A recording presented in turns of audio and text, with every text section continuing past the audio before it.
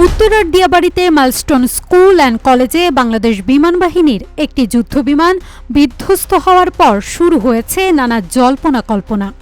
ঠিক সেই মুহূর্তে সামাজিক যোগাযোগ মাধ্যমে ছড়িয়ে পড়ে একটি লোমহর্ষক ভবিষ্যৎবাণী। এরপরই জনমনে প্রশ্ন উঠেছে, এটি নিছকই দুর্ঘটনা নাকি কোনো পরিকল্পিত ষড়যন্ত্রের অংশ। মাত্র দুদিন আগে একটি রহস্যময় Facebook post anonymous men page থেকে দেয়া হয়েছিল একটি অস্বাভাবিক বার্তা, যেখানে বলা হয়েছিল একটি স্কুল ভবন ধসে পড়বে এবং এতে বহু শিশুর প্রাণহানি ঘটবে। তখন অনেকেই এটিকে পাত্তা না দিয়ে বানোয়াট বা ক্লিকবেট হিসেবে উড়িয়ে দিয়েছিল।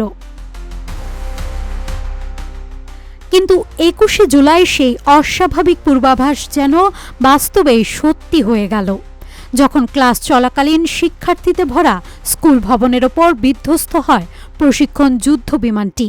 তীব্র বিস্ফোরণ ও আগুনে পুরো এলাকা কেঁপে ওঠে, ভবনের একাংশ ধসে পড়ে, আগুন ধরে যায় একাধিক শ্রেণীকক্ষে। ঘটনার সময় ও ধরন এবং তার দুদিন আগের ফেসবুক পোস্টের ভাষার মিল দেখে নেটিজেনদের কপালে বিন্দু বিন্দু ঘাম জমতে শুরু করেছে। বিশেষজ্ঞদের মতে এমন নিখুঁতভাবে ভবিষ্যৎবাণী করা স্বাভাবিক নয়।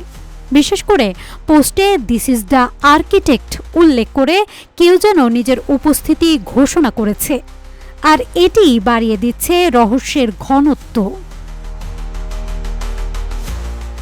সাইবার নিরাপত্তা বিশ্লেষকদের একাংশ বলছে, এই পোস্টে হয়তো ডিপ ওয়েব বা কোনো গোপন নেটওয়ার্ক থেকে পরিচালিত হয়েছে, যার সঙ্গে অজানা কোনো চক্র জড়িত থাকতে পারে।